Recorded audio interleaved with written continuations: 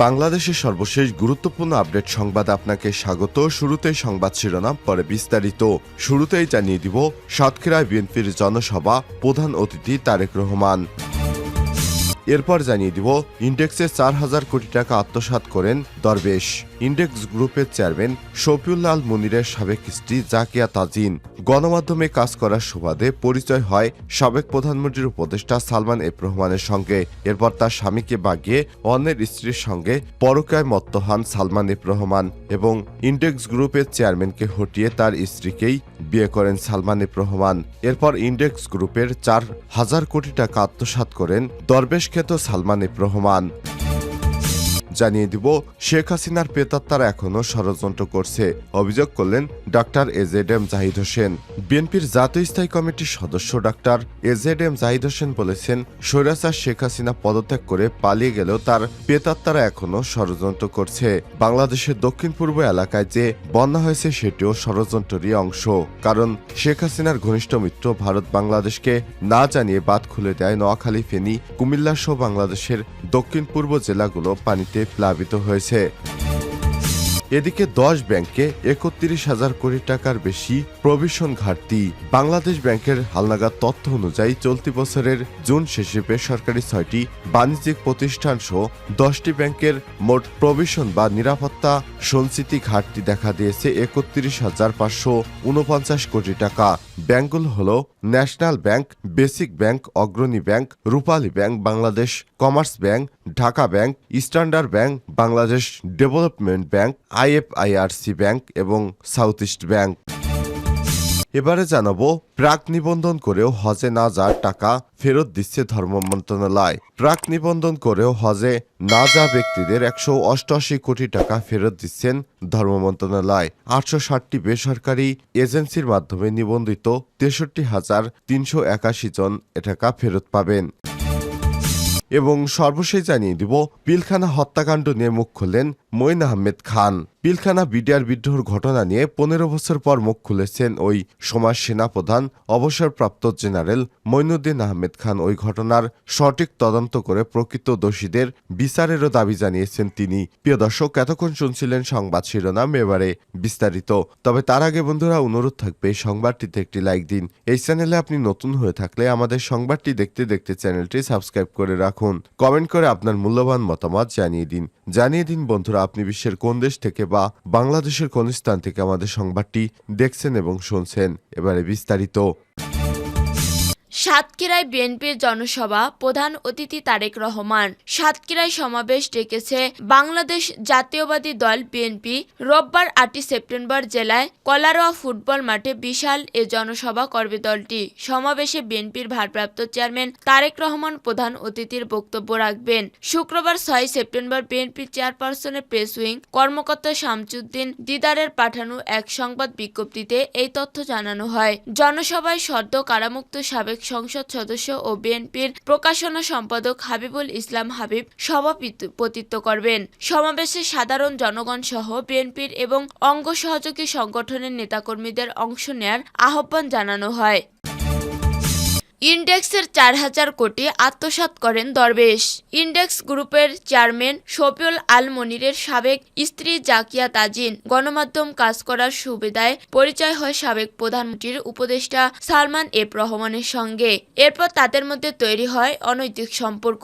এক পর্যায়ে জাকিয়া তাজিনকে তালাক দিতে মুনিরকে চাপ দেন সালমান। এতে রাজি না হয় তার উপর নেমে আসে পাহাড় সম নির্যাতন। তাজিন সালমান মিলে তার বিরুদ্ধে দিয়েছে 14টি মামলা। শুধু তাই নয়, মুনিরের গড়ে তোলা শিল্প প্রতিষ্ঠান ইন্ডেক্স গ্রুপের আওতাধীন কোম্পানিগুলো দখল করে নেওয়া হয়। এরপর এসব কোম্পানির নামে ব্যাংক থেকে 4,000 কোটি টাকার বেশি ঋণ নিয়ে আত্মসাৎ করেন সালমান এফ রহমান। এসব কাজে সহায়তা করেছেন অরেঞ্জ কেলেঙ্কারির সঙ্গে যুক্ত জয়ন্ত কুমার দেব এবং নৌ পুলিশের এসপি আব্দুল্লাহ আবু আরেফ। কালবেলার অনুসন্ধানে এসব বিষয় উঠে এসেছে।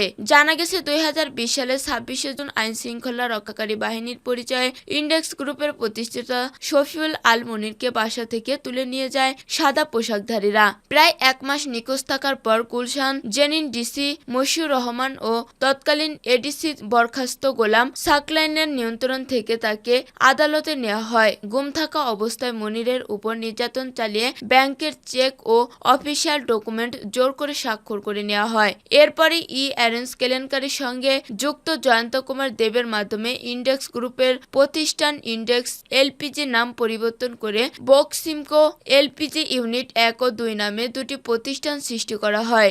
এছাড়া মালিকানা পরিবর্তন করা হয় গ্লোবাল এলপিজি ও অ্যাগ্রো ইন্ডেক্সেরও। প্রাপ্ত তথ্য বিশ্লেষণ করে দেখা গেছে ইন্ডেক্স গ্রুপের বিভিন্ন প্রতিষ্ঠানের মালিকানা পরিবর্তন ও ইন্ডেক্স এলপিজি নাম পরিবর্তন করে দুটি প্রতিষ্ঠান গঠনের পুরো কাজ করছে জয়ন্ত কুমার দেব, যার বিরুদ্ধে অরেঞ্জ কেলেঙ্কারি সহ বেশ কয়েকটি মামলা তদন্ত করেছে গোয়েন্দা সংস্থা। এমনকি মুনিরের বিরুদ্ধে মামলা দায়েরের জন্য বাদী জোগাড় করেছেন এই জয়ন্ত। আর মামলা সাজানো সহ সংশ্লিষ্ট বাকি কাজগুলো করেন নৌ পুলিশের এসপি আব্দুল আরফে। শৃঙ্খলা ভঙ্গের দায়ে ও এসডি হওয়া ওই কর্মকর্তাকে পদোন্নতি দিয়ে গুরুত্বপূর্ণ দায়িত্বে বসানোর লোভ দেখিয়ে এসব কাজ করেছেন সালমান এফ রহমান। শেখ হাসিনার প্রেতাত্মারা এখনো ষড়যন্ত্র করছে বললেন ডাক্তার জাহিদ। বিএনপির স্থায়ী কমিটির সদস্য অধ্যাপক ডাক্তার এজেডএম জাহিদ হোসেন বলেছেন, স্বৈরাচার শেখ হাসিনা পদত্যাগ করে পালিয়ে গেলেও তার প্রেতাত্মারা এখনো ষড়যন্ত্র করছে। বাংলাদেশের দক্ষিণ পূর্ব এলাকায় যে বন্যা হয়েছে সেটিও ষড়যন্ত্রেরই অংশ। কারণ শেখ হাসিনার ঘনিষ্ঠ মিত্র ভারত বাংলাদেশকে না জানিয়ে বাঁধ খুলে দেয় নোয়াখালী, ফেনী, কুমিল্লা সহ বাংলাদেশের দক্ষিণ পূর্ব জেলাগুলো পানিতে ডুবে গেছে।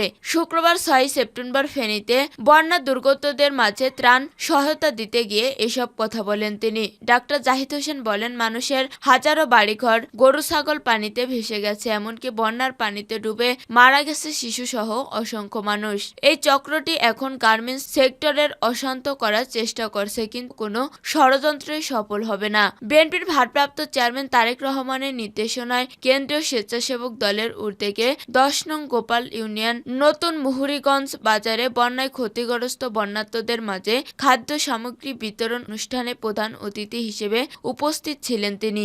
বিশেষ অতিথি হিসেবে উপস্থিত ছিলেন ঢাকা মহানগর দক্ষিণ বিএনপির অধ্যাপক রফিকুল আলম মজনু, স্বেচ্ছাসেবক দলের সভাপতি SM জিলানী ও সাধারণ রাজীব আহসান, ফেনী জেলা স্বেচ্ছাসেবক দলের সভাপতি সাইদুর রহমান জুয়েল, সাধারণ সম্পাদক SM Kaiser Elin, Gopal union BNP সভাপতি মোস্তাফিজুর মজুমদার এবং সাধারণ সম্পাদক হুমায়ুন কবির সহ দলীয় অঙ্গ ও সহযোগী সংগঠনের নেতাকর্মীরা।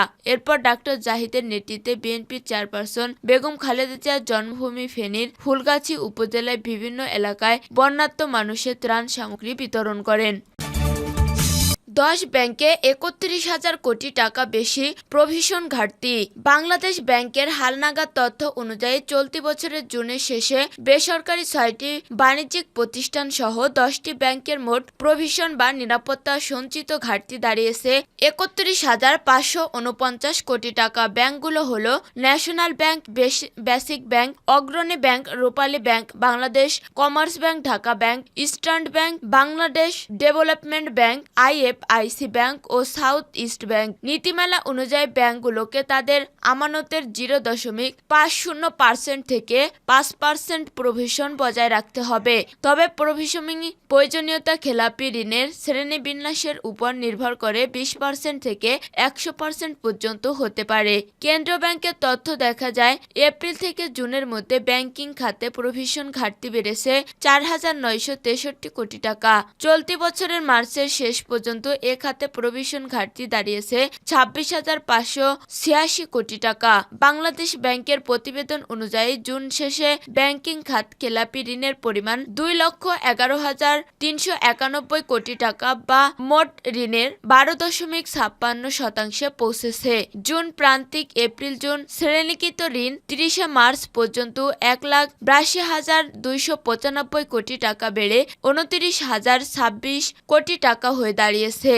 বাংলাদেশ ব্যাংকের তথ্য অনুযায়ী অধিকৃত ঋণের সবচেয়ে বড় অংশ রাষ্ট্রায়ত্ত বাণিজ্যিক ব্যাংকগুলো 1,02,483 কোটি টাকা বা 32.77%, বিশেষায়িত ব্যাংক 5,756 কোটি টাকা বা 13.11%, বেসরকারি বাণিজ্যিক ব্যাংক 99,921 কোটি টাকা বা 7.94% এবং বিদেশি বাণিজ্যিক ব্যাংকগুলোর কাছে 3,229 কোটি টাকা বা 4.774% ঋণ রয়েছে। প্রাক নিবন্ধন করেও হজে না যাওয়াদের টাকা ফেরত দিচ্ছে না ধর্ম মন্ত্রণালয়। প্রাক নিবন্ধন করেও হজে না যাওয়ার ব্যক্তিদের 188 কোটি টাকা ফেরত দিচ্ছে ধর্ম মন্ত্রণালয়। 807টি বেসরকারি এজেন্সির মাধ্যমে নিবন্ধিত 63,381 জন এ টাকা ফেরত পাবেন। জানা গেছে, ধর্ম মন্ত্রণালয়ের যুগ্ম সচিব ডক্টর মোহাম্মদ মঞ্জুরুল হক সোনালী ব্যাংক পিএলসির মতিঝিল স্থানীয় কার্যালয় শাখায় গত বৃহস্পতিবার এ সংক্রান্ত একটি চিঠি পাঠিয়েছেন। ওই চিঠি সূত্রে জানা যায়, যারা বেসরকারি বিভিন্ন এজেন্সির মাধ্যমে প্রাক নিবন্ধন করেও গত 2 বছর হজে যায়নি এবং যাদের পরিবর্তে রিসেপমেন্ট অন্য ব্যক্তি হজে গেছেন, তাদের প্রাক নিবন্ধনের সময় জমা দেওয়া টাকা ফেরত দেওয়া হচ্ছে। প্রথম সোনালী ব্যাংক থেকে টাকা এজেন্সিকে ফেরত দেওয়া হবে এবং সেখান থেকে প্রাক নিবন্ধন করা ব্যক্তিরা তা ফেরত পাবে। চিঠিতে আরো বলা হয়েছে, মোট 63,381 জন 188 কোটি টাকা 41,80,440 টাকা ফেরত পাবেন। এর মধ্যে 61,345 জন 29,252 টাকা করে এবং 2,036 জন পাবে 29,000 কোটি টাকা। ধর্ম মন্ত্রণালয় সূত্রে জানা গেছে, গত বছর হজযাত্রীদের প্রাক নিবন্ধনের জন্য 30,000 টাকা জমা দিতে হবে। তবে এর আগের বছরগুলোতে প্রাক নিবন্ধন করতে টাকা জমা দিতে হতো 30,752 টাকা করে। আগের বছরগুলোতে প্রাক নিবন্ধন করতে টাকা জমা দিতে হতো 30,752 টাকা করে। জানা যায়, হজযাত্রীরা প্রাক নিবন্ধনের সময় 30,752 টাকা এবং 30,000 টাকা করে জমা দিলেও ধর্ম মন্ত্রণালয় জানা যায়, হজযাত্রীরা প্রাক নিবন্ধনের সময় 30,752 টাকা এবং 30,000 টাকা করে জমা দিলেও ধর্ম মন্ত্রণালয় প্রসেসিং চার্জ বাবদ 1,000 টাকা করে কেটে রেখেছে।